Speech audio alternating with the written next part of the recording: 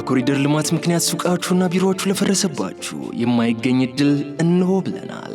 ፒላር ሪል ስቴት ማርኬቲንግ የተጠናቀቁ የንግድ ሱቆችን በተለያዩ የካሬ አማራጮችና በተመጣጣኝ ዋጋ ለሽያጭ አቀረበለው።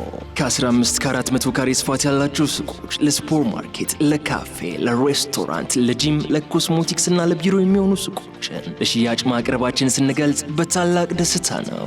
በ35 በመቶ ቅድመ ክፍያና 50-50 የባንክ ብድር አመቻችተንም እንጠብቆታለን። ምን ይሄ ብቻ! ዘመናዊ አፓርትመንቶችን ጠቅላላ ዋጋ ከ7 ሚሊዮን ብር ጀምሮ በቦሌ ደንበልና ገርጂ ሳይት እስከ 12 በመቶ ቅናሽ አድርገን ሽያጭ ላይ እንገኛለን። ለበለጠ መረጃ በ0947 02 2222 ላይ ይደውሉልን። ፒላር ማርኬቲንግ። አክብሮታዊ ሰላምታችን በያላችሁበት ይድረሳችሁ ውድ የገበያ ሚዲያ ተከታታዮች። ይህ በሮሃ ፎሬክስ ቢሮ ስፖንሰርነት ወደ እናንተ የሚደርሰው ዕለታዊ የምዕራፍ 1 ቢዝነስ ዜናችን ነው። ለዛሬ የመረጥንላችሁን የኢኮኖሚያዊና ማህበራዊ መረጃዎችን ይዘን ቀርበናል። ከዜናዎቹ ጋር ግርማ ጉዲሳም። በቅድሚያ አርዕስተ ዜናዎችን እናሰማችኋለን። የጣሪያና ግድግዳ የግብር ክፍያ ሌላ መዘዝ ይዞ መጥቷል። ዜጎች የጣሪያና ግድግዳ ግብር እንዴት ይከፍላሉ? ከዚህ ጋር ተያይዞ አዲስ ትዕዛዝ ወጥቷል። ሙሉ መረጃውን ይዘነዋል። ነዳጅ የለም እየተባለ ነው። መንግስት ምላሽ ሰጥቷል። ከነዳጅ ጋር ተያይዞ በትግራይ ትልቅ ችግር ተፈጥሯል። ሙሉ መረጃውን ታደምጡታላችሁ። የኢትዮጵያ ብሔራዊ ባንክ የኑሮ ውድነት የለም ብሏል። ከዚህ ጋር ተያይዞ ጠቃሚ የሆነ የኢትዮጵያ ብሔራዊ ባንክ መረጃን ይዘናል። ምርቶቹ የተከለከሉ ናቸው እንዳትጠቀሙ ተብሏል የሚሉና ሌሎች መረጃዎችን በሰፊው እናደርሳችኋለን። ተከታተሉን።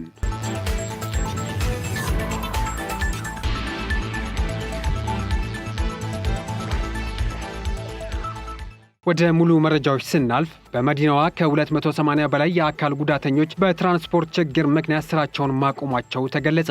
16 የአካል ጉዳተኞች በተቆፈሩ ጉድጓዶች ውስጥ ገብተው ለተጨማሪ ጉዳት መዳረጋቸውም ተገልጿል። በመዲናዋ በሚስተዋለው የትራንስፖርት አገልግሎት ችግር ምክንያት ከ280 በላይ የሚሆኑ የአካል ጉዳተኞች ከሚሰሩበት የመንግስትና የግል መስሪያ ቤቶች ስራቸውን ለማቋረጥ መገደዳቸውን የአዲስ አበባ ከተማ የአካል ጉዳተኞች ማህበር አስታውቋል። የማህበሩ ፕሬዝዳንት ገለታው ሙሉ እንደገለጹት በከተማዋ የሚሰጡ የትራንስፖርት አገልግሎቶች የአካል ጉዳተኞችን ፍላጎት በሚፈለገው ያማከሉ ባለመሆናቸው በርካቶች የሚወዱትን ስራ አቋርጠው ቤት ውስጥ ተቀምጠው ረጅም ዓመታትን አስቆጥሯል። በከተማዋ ለአካል ጉዳተኞች የትራንስፖርት አገልግሎት በሚፈለገው ልክ ማግኘት ፈታኝ እንደሆነ ያነሱት ፕሬዝዳንቱ በስራ ሰዓት በሚያረፍዱ የአካል ጉዳተኞችም ከሌላው ሰራተኞች እኩል ደሞዝ እንደሚቆረጥባቸውም ገልጿል። ከዚህም በተጨማሪም በተለያዩ የመንግስትና የግል መስሪያ ቤቶች ተቀጥረው የሚሰሩ የአካል ጉዳተኞች የተለያዩ የሰብአዊ መብት ጥሰት እንደሚፈጽምባቸውም ተናግሯል። በከተማዋ ለልማት ተብለው የተቆፈሩ ጉድጓዶች ክፍት በመሆናቸው ምክንያት 16 የአካል ጉዳተኞች ገብተው ለተጨማሪ አደጋ መጋለጣቸውን የማህበሩ ፕሬዝዳንት ገለታው ሙሉ ገልጸዋል። ከመንገድ ግንባታ ጋር የተገናኙ ተቋማት የሚሰሩ የመሰረተ ልማት ግንባታዎች አካል ጉዳተኞችን ያማከለ መሆን እንዳለባቸውም አሳስቧል። አክለውም በከተማዋ የሚሰሩ የመሰረተ ልማቶችን የሚደግፉ ቢሆኑም የአካል ጉዳተኞችን ከስራቸው የሚያፈናቅል እንዲሁም ለጉዳት ተጋላጭ በማያደርግ መልኩ መሆን እንዳለበትም ጠቁሟል። በእነዚህ ምክንያቶች የአካል ጉዳተኞችን የእንቅስቃሴ የተገደበ መሆኑ ለከፍተኛ የኢኮኖሚያዊና ማህበራዊ ቀውስ ውስጥ እንዲወድቁ አድርጓል ሲሉም ፕሬዝዳንቱ ተናግሯል። መንግስት የአካል ጉዳተኞች ዜጋ መሆናቸውን ከግምት ውስጥ ማስገባት አለበት ሲሉ ያሳሰቡት ፕሬዝዳንቱ ማንኛውም እድገት አካታችነት በሚገባው ልክ እውን ሲደረግ ነው ትክክለኛ እድገት የሚባለውም ብለዋል። ነገር ግን አሁን እየታየ ያለው ይህ አይደለም ያሉ ሲሆን መንግስት ቆም ብሎ በማሰብ ለአካል ጉዳተኞች ጥያቄ እልባት ሊሰጥ ይገባል ሲሉም ጠይቋል።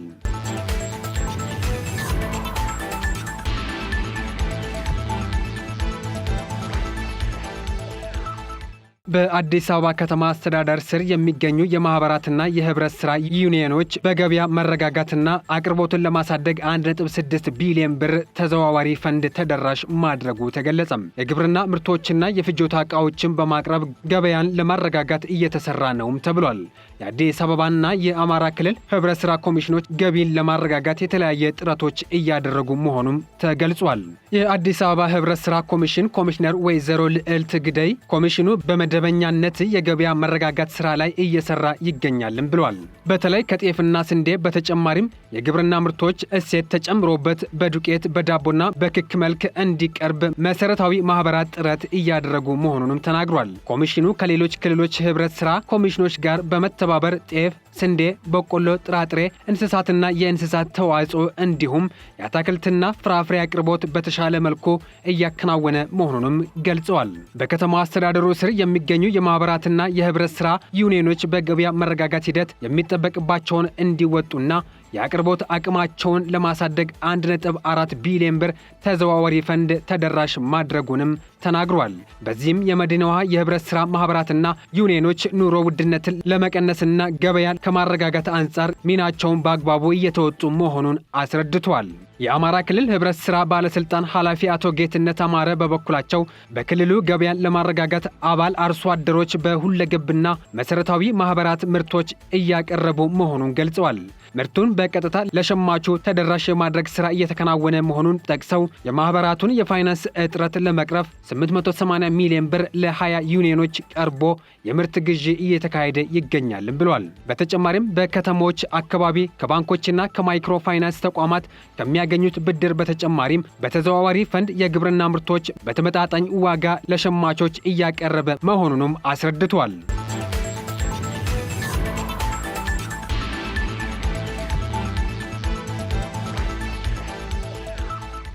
የባለ 3 እግር አሽከርካሪዎች ሰሞኑን በጥቁር ገበያ እንኳን ቤንዚን ማግኘት አልቻለም ሲሉ ቅሬታቸውን አሰሙም። በአፋር ክልል በተለይ ሰመራና ዴታቾ የሚገኙ የባለ 3 እግር አሽከርካሪዎች ቤተሰብ የምናስተዳድረው ባጃጅ ሰርተን በምናገኘው ገቢ በመሆኑ ሰሞኑን በጥቁር ገበያ እንኳን ቤንዚን ማግኘት ስላልቻልን ለከባድ ችግር እየተዳረግን ነው ሲሉ ቅሬታቸውን አሰምቷል። ከማደያ መቅዳት ስላልተፈቀደ 1 ሊትር ቤንዚን በችርቻሮ 250 ብር ለመግዛት መገደዳቸውን ከቀናት በፊት ገልጸው የነበሩ አሽከርካሪዎቹ አሁን ደግሞ ቤንዚን ማግኘት አልቻልንም፣ ባጃጅ ማሽከርከር እንደ ስራ እየተቆጠረ አይደለም፣ መፍትሄ የሚሰጠን አካል ካለ ችግሩን ይፍታልን በማለት ጠይቀዋል።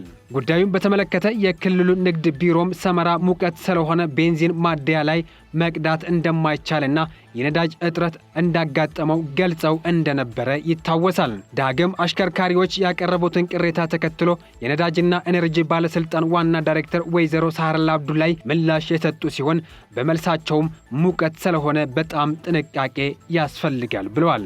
በአካባቢ ያሉ ካምፓኒዎች እናቅርብ ሲሉ ታንከሮቻቸው ማስተካከል አለባቸው ብለናቸው ተስማምተን ነበር፣ ምክንያቱም ማንም ችግሩን አይወስድም ሲሉም አክለዋል። ለምሳሌ ታንከሩና ከላይ ያለው ኮንክሪት ከተቀራረበ ከባድ መኪና በሚያልፍበት ጊዜ አደጋ ሊፈጥር ስለሚችል ከነዚህ ነገሮች ስታንዳርድ አዘጋጅተናል ያሉት ዋና ዳይሬክተሯ ከዚህ በኋላ በተዘጋጀው ስታንዳርድ መሰረት እንዲገነቡና የሚስተካከሉ እንዲያስተካክሉ ለማድረግ እየተሰራ ነው ብሏል።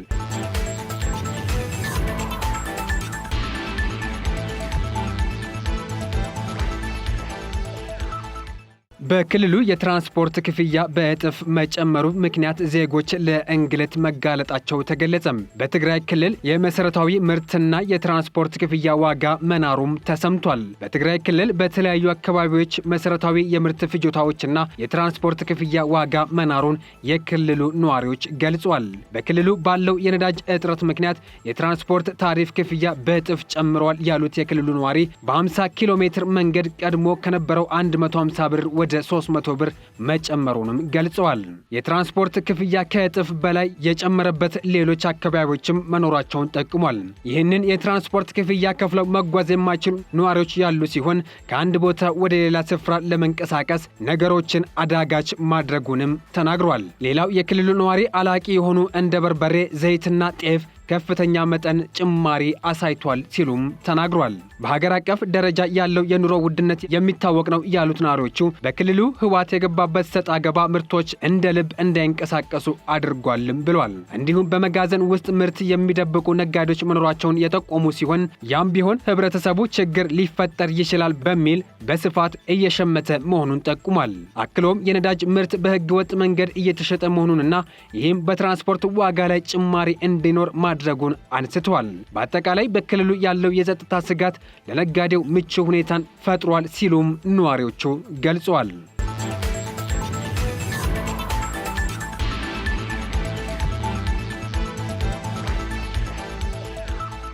የገንዘብ ፖሊሲ ኮሚቴ ስብሰባ ካደረገ ወዲህ የገንዘብ ዝውውር እድገት መጠነኛ ጭማሪ ማሳየቱን ብሔራዊ ባንክ አስታወቀም። የኢትዮጵያ ብሔራዊ ባንክ ትላንት አመሻሽ ላይ ማለትም መጋቢት 16 2017 ዓ.ም በተለያዩ ጉዳዮችን አስመልክቶ የገንዘብ ፖሊሲ ኮሚቴ ሁለተኛውን ስብሰባ ካደረገ በኋላ መግለጫ አውጥቷል። በመግለጫው ውስጥ ከተነሱት ወይም ከተካተቱት ጉዳዮች መካከልም የዋጋ ግሽበት መቀነሱን፣ የኑሮ ውድነትን ከወትሮው መቀነስ ማሳየቱን፣ የገንዘብ ዝውውር እድገት መጠነኛ ጭማሪ ማሳየቱን እንዲሁም የነዳጅ ዋጋ የበጀት ዓመቱ ከተጀመረ ወዲህ 9% መቀነስ ማሳየቱን ይገኙበታል። በዚህም የገንዘብ ፖሊሲ ኮሚቴው ሁለተኛ ስብሰባውን ካካሄደ ወዲህ የገንዘብ ዝውውር እድገት መጠነኛ ጭማሪ ማሳየቱን ብሔራዊ ባንክ በመግለጫው አንስቷል። ይህም ሊሆን የቻለው የብድር፣ የፊስካል፣ የውጭ ኢኮኖሚ ሁኔታዎች ላላ በመደረጋቸው መሆኑንም አንስቷል።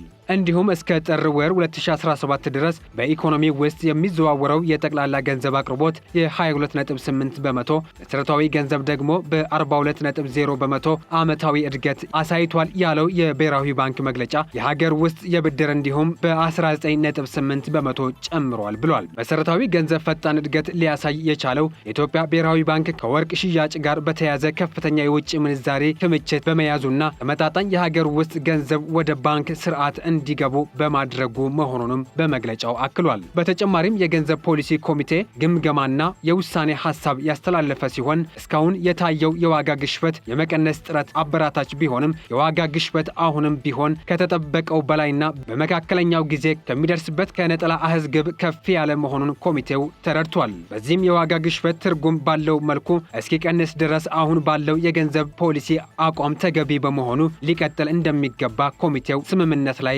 መድረሱን በመግለጫው ተቀምጧል። ከቅርብ ጊዜ ወዲህ የሚታየው የውጭ ምንዛሪ አስተዳደር ጉዳይ ደግሞ ልዩ ትኩረት ሊሰጠውና ወደ ኢኮኖሚው የሚገባው የገንዘብ መጠን የገንዘብ ፖሊሲው ላይ ያልተፈለገ አሉታዊ ተጽዕኖ እንዳያሳደር መጠንቀቅ እንደሚያስፈልግም የተነሳ ሲሆን ኮሚቴው የገንዘብ ፖሊሲ ምክረ ሐሳቦችን ለቦርድ አቅርቦ አስወስኗል። ከነዚህ ኮሚቴ ካቀረቧቸው ምክረ ሐሳቦች መካከል ከፍ ብሎ የሚታየውን የዋጋ ግሽበት ለመቀነስና በውጭ ምንዛሪ ተመን ረገድ የሚታይ ግምታዊ አስተሳሰቦችን ለመቆጣጠር የብሔራዊ ባንክ የፖሊሲ ተመን አሁን ባለበት 15 በመቶ እንዲቆይ፣ በወለድ ተመን ላይ ወደ ተመሰረተ የገንዘብ ፖሊሲ አስተዳደር ስርዓት የሚደረገው ሽግግር ገና በመሆኑ በባንኮች የብድር እድገት ላይ የተቀመጠው 18 በመቶ ገደብ እንዲቀጥል፣ እንዲሁም በብሔራዊ ባንክ ለሚሰጣቸው ቋሚ የተቀማጭ ሂሳብ አገልግሎት ለቋሚ የብድር አገልግሎት የሚከፍል የወለድ ተመኖች ባሉበት እንዲቀጥሉና ባንኮች በብሔራዊ ባንክ የሚያስቀምጡት የግዴታ መጠባበቂያ ተቀማጭ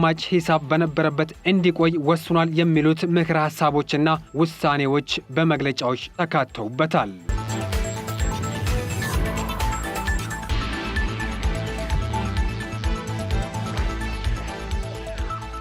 በመዲናዋ ከጣራና ግድግዳ ግብር 7.2 ቢሊዮን ብር ገቢ መሰብሰቡ ተገለጸ።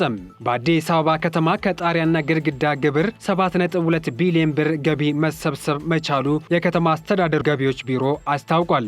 የአዲስ አበባ ከተማ አስተዳደር በአዲስ አበባ ነዋሪዎች ላይ ከሚያዝያ ወር 2015 ዓ.ም ጀምሮ ተግባራዊ የሚሆን የጣሪያና ግድግዳ ግብር እንዲከፍሉ የውሳኔ ሐሳብ ማስተላለፉ ይታወሳል። የጣሪያና ግድግዳ ግብር ክፍያ ጊዜ እስከ የካቲት 30 ቀን 2017 ዓ.ም ድረስ እንዲከፍል የተቀመጠው ቀነ ገደብ ካለፈ በቅጣትና ወለድ ክፍያ እንደሚስተናገዱ የአዲስ አበባ ገቢዎች ቢሮ መግለጹ ይታወሳል። የአዲስ አበባ ገቢዎች ቢሮ የሕዝብ ግንኙነት ኃላፊ ሰውነት አያለ እንደገለጹት 475,000 ዜጎች የጣሪያና ግድግዳ ግብር መክፈል አለባቸው በሚል ተለይቷል። ከዚህም 433,000 የሚሆኑት ማለትም 91 በመቶ የሚጠበቅባቸውን ግብር ከፍለዋል ያሉ ሲሆን በዚህም 7.2 ቢሊዮን የሚሆን ገቢ መሰብሰብ መቻሉን ተናግሯል። የተቀሩት 42,000 የሚሆኑ ግብር ከፋዮች በቀጣይ የግብር ክፍያ እየተፈጸመ መሆኑን በመግለጽ ቀን በጨመረ ቁጥር የወለድ ክፍያው እየጨመረ እንደሚሄድ አሳስቧል። ቀኑ በጨመረ ቁጥር የሚከፈለው የወለድ መጠን ይጨምራል ያሉት የሕዝብ ግንኙነት ኃላፊው አቶ ሰውነት ከ2013 ጀምሮ የሚከፍሉ መኖራቸውን ጠቁመው ከመደበኛው በእጥፍ የሚከፈልበት ሁኔታ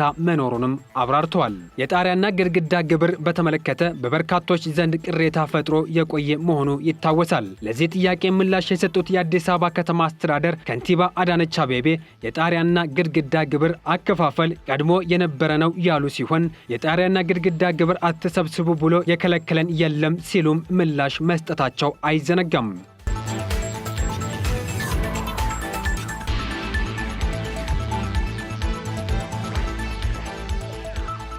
ህብረተሰቡን ሊጎዱ የነበሩ ምርቶች ላይ መንግስት እርምጃ ወሰደም። ዱቄት፣ ሻይ ቅጠልና ፈሳሽ ሳሙናዎች ጨምሮ ሌሎች የመጠቀሚያ ጊዜ ያለፈባቸውና ያልተጻፈባቸው ምርቶች በመሆናቸው ለገበያ እንዳይውሉ ተወግዷል። በ5 የሸማች ሱቆች ህብረተሰብን ሊጎዱ የሚችሉ ከ655 ሺህ ብር በላይ ግምታዊ ዋጋ ያላቸው ምርቶችን ማስወገዱን የአዲስ አበባ ምግብና መድኃኒት ባለስልጣን የንፋስ ስልክ ላፍቶ ክፍለ ከተማ ቅርንጫፍ ጽህፈት ቤት አስታውቋል። የቅርንጫፉ ጽህፈት ቤት ስራ አስኪያጅ አቶ ሸበላው ተገኝ እንደገለጹት በክፍለ ከተማው ወረዳ 7 በተለይ ቀጣና ባሉ 5 የሸማች ሱቆች ውስጥ 26 የሚደርሱ ምርቶች ተወግዷል። የተወገዱት ምርቶች ግምታዊ ዋጋቸው ከ655 ሺህ ብር በላይ ሲሆን የስንዴ ዱቄት፣ የበቆሎ ዱቄት፣ ሻይ ቅጠል፣ ፈሳሽና ደረቅ ሳሙናዎችን ከተወገዱት ምርቶች መካከል መሆናቸውን ተናግሯል። ምርቶቹ የተወገዱት የመጠቀሚያ ጊዜያቸው ያለፈባቸው፣ ምንም አይነት የመጠቀሚያ ጊዜ ያልተጻፈባቸው፣ ከኢትዮጵያ ተስማሚነት ምዘና ደረጃ ያልተሰጣቸውና በአያያዝ ጉድለት የተበከሉ መሆናቸው ተገልጿል። ምርቶቹ የተወገዱት ከክፍለ ከተማው ንግድ ጽህፈት ቤት ባለሙያዎች በሰጡት ጥቆማ መሆኑንም አመላክቷል። በተጨማሪም የክፍለ ከተማዋ ሆኑ የከተማው ነዋሪዎች በሰው ጤና ላይ ችግር ይፈጥራል ብለው የሚጠረጥሩት ምርት ሲያጋጥሟቸው በአካልም ሆነ በ8864 ነጻ የስልክ መስመር በመደወል የተለመደውን ጥቆማ ትብብር በማድረግ ኃላፊነታቸውን እንዲወጡም ጠይቀዋል።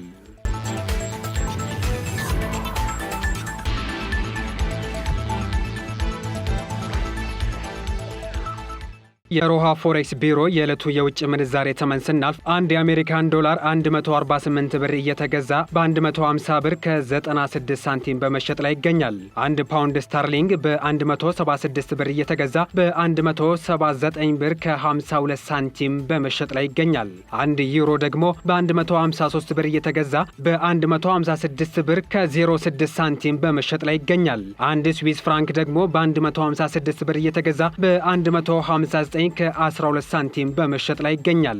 አንድ የተባበሩት አረብ ኤምሬት ድርሃም ደግሞ በ40 ብር እየተገዛ በ40 ብር ከ80 ሳንቲም በመሸጥ ላይ ይገኛል። አንድ የሳውዲ ሪያል ደግሞ በ39 ብር እየተገዛ በ39 ብር ከ78 ሳንቲም በመሸጥ ላይ ይገኛል። አንድ የቻይና ዩዋን በ20 ብር እየተገዛ በ20 ብር ከ40 ሳንቲም እየተሸጠ መሆኑ የዕለቱ የውጭ ምንዛሬ ተመን ያመለክታል።